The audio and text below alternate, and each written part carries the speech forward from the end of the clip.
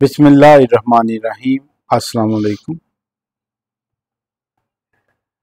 10 stock portfolio in Excel Urdu ज़ुबान में की आज वीडियो नंबर 3 है या पार्ट 3 है, और इसमें हम एलोकेशन ऑफ एसेट्स या एसेट्स एलोकेट करेंगे। इसका मतलब ये होता है कि हमारे पास जो पैसे हैं हम उसको मुख्तलिफ स्टॉक के अंदर किस तरह लगाएंगे। मिसाल के तौर पे अगर 100 रुपया है तो मुख्तलिफ स्टॉक में हम कितने कितने पैसे जो है इन्वेस्ट करेंगे। ये होता है allocation of investment in different asset classes, stocks, bonds, anything else जो भी आपके पोर्टफोलियो में शामिल हो उनके लिए ये यूज़ किया जाता है। तो चलिए एक्सेल शीट पे चलते हैं।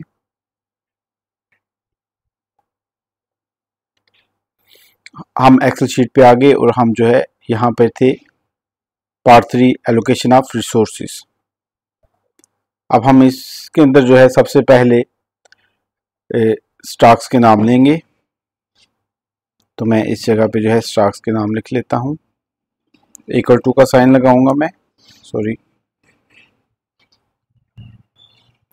इक्वल टू का साइन लगाने के बाद हम जो टिकर्स हैं ये वाले हम इनको सिलेक्ट कर लेंगे। पहले को मैंने सिलेक्ट किया, इसके बाद मैं इसको ड्रैग करूंगा इस कॉर्नर से, तो ये तमाम स्टॉक्स का जो है आ जाएगा हमारे पास। हम S&P का जो है अभी नहीं ले रहे हैं, इसको हम छोड़ रहे हैं ऐसे ही। तो ये हमारे पास जो है ये 10 जो स्टॉक है हमारे, उन सारों की तफसील आ चुकी है। तो मैं इनको अगेन एक बार सिलेक्ट करके यहाँ पे पेस्ट कर देता हूँ। तो ये हमारे पास आ गए। इसके बाद मैं सारों को सिलेक्ट करता हूँ और बोल्ड कर लेता हूँ। ऊपर जो मैं हेडिंग दे देता हूँ एसेट्स की या स्टॉक्स। ये स्टॉक्स हैं जिनके अंदर हम इन्वेस्ट कर रहे हैं। इसके बाद मैं इसको सिलेक्ट करता हूँ। सिलेक्ट करने के बाद राइट क्लिक करूँगा, फॉर्मेट सेल में जाऊँगा और अलाइनमेंट में जाके हॉरिजॉन में क्रॉस सेंटर क्रॉस सिलेक्शन इस करूँगा और ओके कर दूँगा। इसके बाद मैं इसको बोल्ड करूँगा और अंडरलाइन कर दूँगा। अंडरलाइन हम जो है होम टैब पे जाएंगे और यहाँ से जो है ये वाला बॉर्डर अंडरलाइन जो है ये कर दूँगा। तो ये हमारे पास जो है 10 स्टॉक्स का जो है वो तफसील आ चुकी है। इसके बाद हम जो है इनके अंदर पैसों को इन्वेस्ट करेंगे और फिर यहाँ पे हमारा आएगा टोटल इन्वेस्टमेंट या टोटल वेट लिखेंगे हम कि हम हर स्टॉक में कितने पैसे जो हैं वो लगा रहे हैं। तो जो पैसे लगाएंगे उनका टोटल हम इधर कैलकुलेट कर लेंगे। इसको मैं थोड़ा सा बड़ा कर लेता हूँ। इसके बाद जो है हम पोर्टफोलियो की कैलकुलेशंस करेंगे। तो मैं इधर हेडिंग दे देता हूँ पोर्टफोलियो का एक्सपेक्टेड रिटर्न आ जाएगा।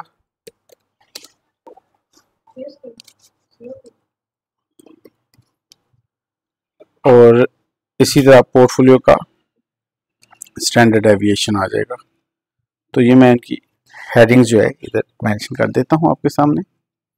और अगेन मैं इसको सिलेक्ट करके और फॉर्मेट सेल में जाऊंगा। अलाइनमेंट में मैं इसको सेंटर क्रॉस सिलेक्शन कर दूंगा। इसके बाद मैं इसको बोल्ड कर देता हूँ और यहाँ से इसको अंडरलाइन कर दूंगा। तो इस तरह जो है ये हमारे पास जो है ये वेट्स के लिए सारा सिलसिला हो जाएगा। नेक्स्ट जो है मैं इस सारे को भी सिलेक्ट करता हूँ और सिलेक्ट करने के बाद मैं इसके गिर्द बॉर्डर लगा दूंगा। तो ये बॉर्डर लग गया। ये जी हमारे पास जो है ये अब बेस बन चुकी है। अब हम जो है कैलकुलेट करेंगे कि हम किस किस तरह जो है इन्वेस्ट करेंगे। तो सबसे पहले नंबर 1 पे मैं जो है इधर लिखता हूँ और इसको लिख देंगे हम कि हर स्टॉक में हम बराबर इन्वेस्ट करें। हेडिंग पहले लगाता हूँ इक्वली वेटेड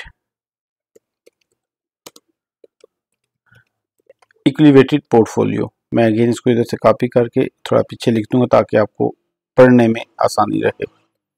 तो ये हमारे पास पहले नंबर पे इक्वली वेटेड पोर्टफोलियो का मतलब ये है कि हमारे पास अगर फॉर एग्जांपल $100 हैं या 100 रुपये हैं और हमारे पास 10 स्टॉक हैं, तो 10 के 10 स्टॉक में हम बराबर पैसों को इन्वेस्ट करें। तो उसके लिए जो है फिर हम क्या करेंगे, हम सिंपली जो है इक्वल टू के साइन के बाद 1 और इसको हम डिवाइड कर देंगे जितने स्टॉक्स हैं। तो 10 स्टॉक हैं तो 10 से कर लेंगे। इसी तरह अगर हमारे पास 5 स्टॉक हैं तो हम 5 लिख लेंगे, 20 स्टॉक हैं तो 20 लिख लेंगे। तो 10 स्टॉक के साथ मैं इसको तकसीम कर देता हूँ। इसका मतलब है 0.1% जो है ये एक स्टॉक में इन्वेस्ट होगा। अगर हमारे पास 100 है तो उसका 0.1% इसमें आ जाएगा। मैं इसको ड्रैग कर लेता हूँ और इसको ड्रैग करने के बाद मैं इसको परसेंटेज में तब्दील कर लेता हूँ। पॉइंट के बाद 2 वैल्यूज को लेंगे हम और यहाँ पे टोटल वेट के अंदर मैं इसको टोटल कर लूँगा। तो हम सम का फार्मूला लगाएंगे और उसके बाद सारी वैल्यूज को हम सिलेक्ट कर लेंगे। तो ये हमारे पास 100% आ गया। तमाम इन्वेस्टमेंट का टोटल जो है हमारे पास 100% आना चाहिए। तो इसका मतलब ये है कि हम हर स्टॉक में पहले, दूसरे, तीसरे जितने हमारे पास स्टॉक हैं सारों के अंदर बराबर पैसे लगाएंगे। इसके बाद हम पोर्टफोलियो का जो है एक्सपेक्टेड रिटर्न कैलकुलेट कर लेंगे।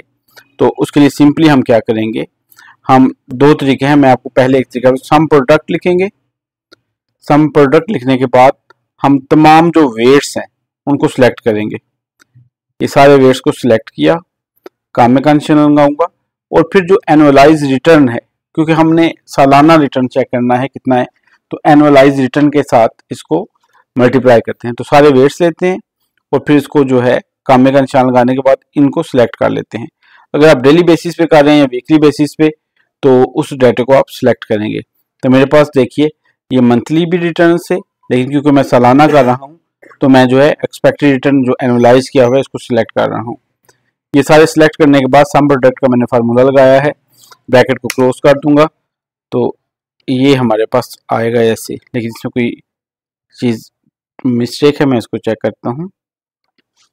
कंट्रोल शिफ्ट और एंटर, इधर से चेक करते हैं क्या इशू आ रहा है। एरर इन वैल्यूज, कोई एरर है किसी। तो ये देखिए कि जो रिटर्न है हमारा ठीक नहीं आ रहा। इसकी वजह क्या है? तो वजह देखिए आप कि हमारे पास ये स्टॉक 10 हैं जबकि ये जो रिटर्न्स हैं ये 11 हैं। आप अगर ये चेक करें तो आपको ये नज़र आ रहा होगा। इसमें क्या हुआ था कि जो 11 स्टॉक इसने ऐड कर लिए हैं, हम एक स्टॉक जो गलत ऐड हुआ है उसको हम लेस करेंगे। तो उसके लिए मैं जो है थोड़ा सा इसको चेंज करता हूँ ताकि आप इजीली इसको समझ सकें। अगेन मैं इक्वल टू का साइन लगाता हूँ और यहाँ से टिकर सेलेक्ट कर लेता हूँ। तो ऐसा करने के बाद मैं इसको ड्रैग करता हूँ। तो ये देखिए इधर ये SNP जो है एक एक्स्ट्रा आ रहा था, इस वजह से मिस्टेक थी। अगेन हम इसको सिलेक्ट करेंगे और यहाँ से मैं SNP को निकाल दूंगा क्योंकि SNP से हमने कंपैरिजन करना है, यहाँ पे हमने इसको नहीं लिया हुआ। तो ओके करूँगा तो ये आ गया। तो ये हमारे पास जो है ये पोर्टफोलियो का जो इक्वली वेटेड पोर्टफोलियो है उसका हमारे पास ये जो है वो एक्सपेक्टेड रिटर्न आ गया है। अब इसके बाद हमने जो है इस पोर्टफोलियो का स्टैंडर्ड डेविएशन कैलकुलेट करना है। तो स्टैंडर्ड डेविएशन जो है ये थोड़ा डिफिकल्ट होता है, पोर्टफोलियो का जो स्टैंडर्ड डेविएशन है इसको कैलकुलेट करना थोड़ा सा डिफिकल्ट होता है as compared to expected return के। तो हम उसको अब कैलकुलेट करते हैं। तो उसके लिए हम जो है mult का फार्मूला जो है वो यूज़ करते हैं। उसके लिए हम फार्मूला लिखते हैं अभी, इक्वल टू का साइन लगाऊंगा और उसके बाद हम स्क्वायर रूट लेते हैं। सबसे पहले स्क्वायर रूट सेलेक्ट किया मैंने, इसके बाद हम mult करेंगे। mult का मतलब होता है मैट्रिक्स मल्टीप्लिकेशन, ये 2 बार हम करते हैं। तो मैं अगेन लिखूंगा mult, अगेन mult लिखूंगा। तो ये हमारे पास मैट्रिक्स की मल्टीप्लिकेशन आ गई 2 दफ़ा। उसके बाद हम जो है वो सबसे पहले स्टॉक्स के वेट को लेंगे। तो मैं इस वेट को सिलेक्ट करता हूँ, काम में का निशान लगाएंगे। इसके बाद हमने जो है वेरिएंस को वेरिएंस मैट्रिक्स से इसको मल्टीप्लाई करना है। तो ये जो तमाम वेरिएंस को वेरिएंस मैट्रिक्स है मैं इसको सिलेक्ट कर लूँगा। ये सारा सिलेक्ट कर लिया। तो इसके बाद जो है हम ब्रैकेट को क्लोज करेंगे, काम में का निशान लगाएंगे। इसके बाद मैं लिखूंगा ट्रांसपोज, ट्रांसपोज आ गया। ट्रांसपोज करने के बाद अगेन मैं जो वेट्स हैं उनको सिलेक्ट कर लूँगा। तो ये वेट्स को मैंने अगेन सिलेक्ट कर लिया है, ब्रैकेट में क्लोज करता हूँ और एंटर का फार्मूला दबाता हूँ और यहाँ से मैं फिर जो है वो एक ब्रैकेट कम है आखिर पे, तो मैं इसको यस करूँगा तो ये ठीक हो जाएगा। तो इस तरह हमारे पास जो है पोर्टफोलियो का एनुअल बेसिस पे स्टैंडर्ड डेविएशन आ जाएगा। पॉइंट के बाद 2 वैल्यूज़ को ले लेंगे, तो ये हमारे पास जो है पोर्टफोलियो का एक्सपेक्टेड रिटर्न और स्टैंडर्ड डेविएशन आ गया, और हमने जो है अपने एसेट्स को इक्वली एलोकेट किया है। ये मैंने हेडिंग लगाई थी, मैं इसको उठा के थोड़ा आपके लिए इधर आगे लिख ले ताकि आपको समझने में आसानी रहे। तो ये हमारा पहला पोर्टफोलियो है। इसके बाद जो है हम एक्सेल का एक फंक्शन है, उसके ज़रिए दूसरे मुख्तलिफ पोर्टफोलियोज को जो है कैलकुलेशन करते हैं। मैं आपको दिखाता हूँ। अभी जो है हम करते हैं जिसके अंदर ये जो स्टैंडर्ड डेविएशन है ये कम से कम हो, तो उसको बोलते हैं मिनिमम वेरिएंस पोर्टफोलियो।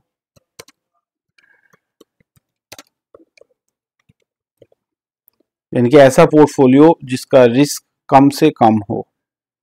तो उसके लिए जो है अगेन मैं सारी वैल्यूज को एक बार सिलेक्ट कर लूँगा। कॉपी करने के बाद मैं यहाँ इनको पेस्ट कर दूंगा। पेस्ट करने के बाद एक थोड़ी सी चेंजिंग मुझे करनी पड़ेगी कि ये जो था ये नीचे आ गया एक लाइन, तो उसको मैंने ऊपर करना है। इसके बाद मैं क्या करता हूँ, मैं इसको इधर से चेंज कर लेता हूँ। मैं ये जो वेरिएंस मैट्रिक्स है इसको F4 के साथ फिक्स कर देता हूँ। ये आप जितनी भी कैलकुलेशन करेंगे तो हम ड्रैग करते जाएंगे तो एक्सेल खुद ही सारी वैल्यूज को ठीक करता रहेगा साथ साथ। ओके करता हूँ। ओके करने के बाद मैं इसको नीचे ड्रैग कर लेता हूँ। इधर भी हमने जो है ये हमारे जो वेट्स हैं, सॉरी जो एक्सपेक्टेड रिटर्न है ये वाला, मैं इसको F4 के साथ फिक्स कर दूंगा। तो जब भी हम इसको नीचे लेके जाएंगे कैलकुलेशंस को, तो फिर ये हमें अगेन एंड अगेन दोबारा से नहीं करनी पड़ेंगी, बल्कि एक बार में ही ठीक हो रहेंगी। तो ये देखिए अब ये ठीक हो चुका है। मीन्स के वेट इसने यही लिए हैं और उसको मल्टीप्लाई उसने ऊपर वाली वैल्यू से ही किया है। तो हम जितनी बार भी नीचे जाएंगे तो वो इन्हीं वैल्यूज को लेगा हर बार, और वेट्स जो भी हम देंगे उनके साथ साथ वो चलता रहेगा। ओके, ये मैंने इसको पहले वाले को जो हमने एक्सप्लेन किया है उसको कॉपी किया है। अब जो है मिनिमम वेरिएंस पोर्टफोलियो, इसको मैं एक्सेल की मदद से कैलकुलेट करूंगा, अदरवाइज ये कैलकुलेशन बहुत मुश्किल होती है। तो उसके लिए हम क्या करेंगे, हम डाटा टैब में जाएंगे और यहाँ पे ये सॉल्वर है, इसको सिलेक्ट करेंगे। सॉल्वर को सिलेक्ट करने के बाद अब मैं उसको बताऊंगा कि मेरा ऑब्जेक्टिव क्या है। तो मेरा ऑब्जेक्टिव है कि ये जो स्टैंडर्ड डेविएशन है, रिस्क है पोर्टफोलियो का, ये कम से कम हो। तो मैं इधर से मिनिमम को सिलेक्ट कर लूंगा। इसके बाद मैंने किससे सिलेक्ट करना है कि ये जो वेट्स हैं, मतलब हम हर स्टॉक में जो पैसे लगा रहा हूँ वो उसको चेक करके बताए कि किस में कितने पैसे लगाएं, किस तरतीब से लगाएं कि ये जो रिस्क है कम से कम हो। तो मैं ये सारी वैल्यूज को सिलेक्ट कर लेता हूँ, ये जो मिनिमम वेरिएंस पोर्टफोलियो है इसके वेट्स को ओके करता हूँ। इसके बाद अब ये जो सब्जेक्ट टू कंस्ट्रेंट्स है, इसमें हम जो है कुछ एक्सेल को बताते हैं गाइडलाइंस, फिर उसके बेस पे करता है। तो इसके अंदर जो मेन हमारी गाइडलाइन होती है मैं इसमें ऐड करता हूँ, और ये जो वेट है इन तमाम स्टॉक्स का जो वेट है ये वाला, ये हमेशा इक्वल आए 1 के। अब इधर 100 100% भी लिख सकते हैं, तो मैं 1 लिखूंगा तो उसका मतलब भी सेम एक्सेल समझ आता है। मैं ओके कर दूंगा। तो ये देखिए हमारी जो है आ गई है पहली जो है ऑब्जेक्टिव कि तमाम स्टॉक्स का वेट जो है वो इक्वल टू 100% आए। तो आप इधर मैंने 1 लिखा है, आप 100% भी लिख सकते हैं। ये हम इसको इसी तरह टिक मार्क रखेंगे। और इसमें यह है कि जो शॉर्ट सेलिंग है वो नहीं होगी। शॉर्ट या लॉन्ग का कंसेप्ट है एक, वो नेक्स्ट वीडियोस में अगर आप चाहेंगे तो मैं एक्सप्लेन कर दूंगा, यहाँ पे इसकी ज़रूरत नहीं है। जो लर्नर्स हैं जो बेसिक पे काम करते हैं वो उनके लिए जो है इसको हमेशा वो टिक रखते हैं। ओके, अब मैं इसको सॉल्व करूंगा। इस बटन को प्रेस किया और अब एक्सेल जो है खुद से कैलकुलेशंस कर रहा है और देख रहा है कि किसके ऊपर जो है ये वैल्यू सबसे बेस्ट होंगी। तो इसके ऊपर थोड़ा सा टाइम लगता है। अब ये एक्सेल कह रहा है कि उसने सॉल्व कर दिया इसको और उसको सोल्यूशन मिल गया है। मैं ओके करता हूँ। तो ये देखिए जिस वक्त एक्सेल ने इसको कैलकुलेट किया है, तो ये जो स्टैंडर्ड डेविएशन है, ये जो रिस्क है पोर्टफोलियो का, वो 6 से कम होके 4.14 आ चुका है, और इस पोर्टफोलियो का जो रिटर्न है वो 14.92 है। देखिए अब ये एक्सेल की मदद से हमने सॉल्व किया तो इस पोर्टफोलियो का रिटर्न भी ज़्यादा है और इसका रिस्क भी जो है वो तकरीबन 2% कम हो चुका है। और ये वेट्स हैं, इसमें आप देख सकते हैं कि पहले स्टॉक में 9.89 है, जबकि दूसरा जो स्टॉक है उसमें बिल्कुल भी वो इन्वेस्ट नहीं कर रहा। इसी तरह आप मुख्तलिफ स्टॉक्स को देख सकते हैं, इसमें 11% है। अमेजोन के अंदर वो 20%, बल्कि मोर देन 20% जो है इन्वेस्ट कर रहा है। रेल के अंदर वो नहीं कर रहा, बीए अंदर भी नहीं कर रहा, वो फोर्ड कंपनी में भी नहीं कर रहा, और टेस्ला के अंदर 49%, मोर देन 49%, ये 50% बन रहा है। तो इन्वेस्ट किया, और टोटल जो है वो 100% है। तो ये थी एसेट्स की एलोकेशन। ये मेरी वीडियो नंबर 3 थी।